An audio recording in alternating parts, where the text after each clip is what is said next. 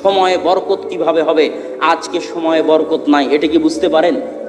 এখনকার যুগে সময়ে বরকত নাই, এটা কি বুঝতে পারেন?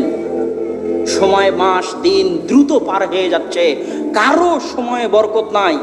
একদিন, এক সপ্তাহ, এক বছর কোনো কাজ ছাড়াই আপনি একটু ভাবেন তো, গত এক বছর আপনি কি কাজ করেছেন যা দেশ জাতি এবং ইসলামের উপকার দিবে?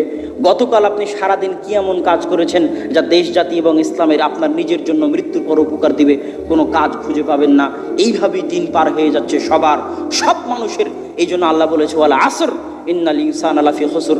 সব মানুষ সময় নষ্ট করে, সব মানুষ ধ্বংসের মধ্যে, ক্ষতির মধ্যে নিমজ্জিত। সময়ের বরকত উঠে গেছে। অথচ আমাদের সালাফে সালেহিন, তাদের জীবনে সময়ের কত বরকত ছিল, কত বরকত ছিল, বেহিসাব বরকত ছিল তাদের জীবনে। স্বয়ং আল্লাহ রাসূল মাত্র 23 বছরের জীবনে সারা পৃথিবীতে বিপ্লব তৈরি করেছেন, আর আমরা 30-40 বছরও কিছু করতে পারি না। ইমাম নববী রাহিমাহুল্লাহ মাত্র 37-38 বছর বয়সে মারা গেছে, অথচ তার এমন কোনো বই নাই যে বই মুসলমানদের ঘরে স্থান পায়নি। অল্প বয়সী মারা গেছেন, অথচ এত খিদমত করে গেছেন। আল্লাহ তাদের সময়ে বরকত দিয়েছিল। আমাদের সময় হচ্ছে বরকতহীন সময়। কেউ যদি সময়ে বরকত পেতে চায় তাহলে কয়েকটি কাজ জরুরি। এক, সময়ে বরকত পাওয়ার জন্য জরুরি হচ্ছে আল্লাহ সুবহানাহু ওয়া তাআলাকে স্মরণ করা, আল্লাহ সুবহানাহু ওয়া তাআলার জিকির করা। আল্লাহ সুবহানাহু ওয়া তাআলার স্মরণ করা এত বড় ইবাদত, এত বড় ইবাদত, এত বড় ইবাদত যে আল্লাহ সুবহানাহু ওয়া তাআলা বলছেন, ইউনুস যদি মাছের পেটে আমাকে স্মরণ না করত তাহলে আমি ইউনুসকে কিয়ামত পর্যন্ত মাছের পেটে রেখে দিতাম। আল্লাহকে স্মরণ করা এত বড় ইবাদত, আল্লাহকে স্মরণ করা এত বড় ইবাদত। আল্লাহ বলছেন, ফাযকুরুনি আযকুরুকুম।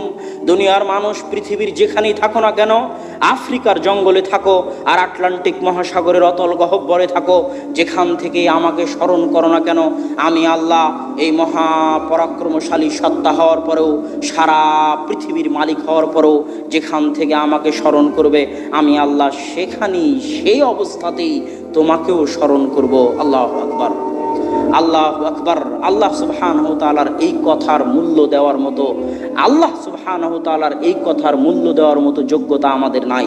আমরা যদি সময়ে বরকত পেতে চাই, আল্লাহকে স্মরণ করতে হবে।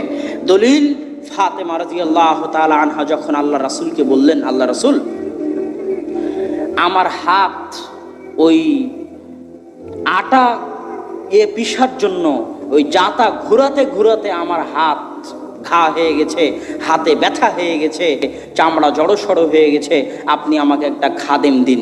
তখন রাসূল সাল্লাল্লাহু আলাইহি ওয়াসাল্লাম বলেন, আলা আদুল্লুকুমা মা হুয়া, আমি কি তোমাদেরকে ওই জিনিসের দিকে ডাক দিব না, ওই জিনিসের কথা তোমাদের বলে দিব না যেটা একটা খাদেম দেওয়ার চাইতে তোমাদের জন্য বেশি কল্যাণ করা হবে? ফাতেমা রাদিয়াল্লাহু তাআলা আনহা চাইলেন খাদেম, আর আল্লাহর রাসূল বলতেছেন খাদেমের দরকার নাই, একটা জিনিস বলে দিচ্ছে, ওটার উপর যদি আমল করো খাদেমের চাইতে বেশি উপকার পাবা। কি?